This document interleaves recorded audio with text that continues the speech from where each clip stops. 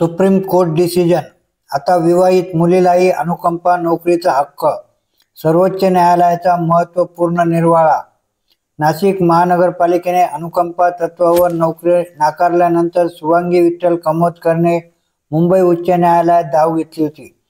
त्यावर अनुकंपा तत्वावरील नोकरीच्या प्रतीक्षा यादीत भावाच्या जागी तिचे नाव अंतर्भूत करण्याचे आदेश न्यायालयाने पालिकेला दिले होते। नमस्कार मित्रांनो, आपण चॅनलवर नवीन आला असाल तर कृपया चॅनलला सबस्क्राईब करण्यास नम्र विनंती आहे। चला तर बघू नवीन काय विशेष। अनुकंपा तत्वावरील नोकरी संदर्भात सर्वोच्च न्यायालयाने महत्त्वपूर्ण निर्वाळा दिला आहे। शासकीय सेवेत असताना मृत पावलेल्या कर्मचाऱ्याच्या जागी विवाहित मुलीलाही अनुकंपा तत्वावर नोकरीचा हक्क आहे।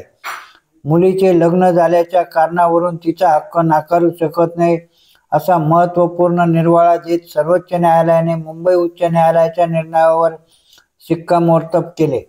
नाशिक महापालिकेने अनुकंपा तत्वावर नोकरी नाकारल्यानंतर शुभांगी विठ्ठल कमोदकरने मुंबई उच्च न्यायालयात धाव घेतली होती।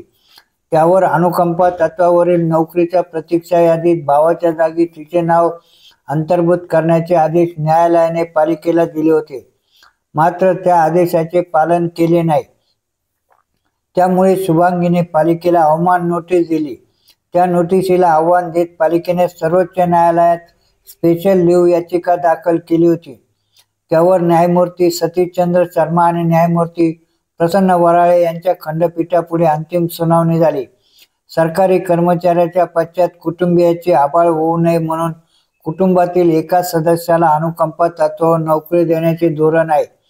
या निकालामुळे नाशिक येथील तरुणीला 10 वर्षांनी पित्याच्या जागी नोकरी मिळण्याचा मार्ग मोकळा झाला।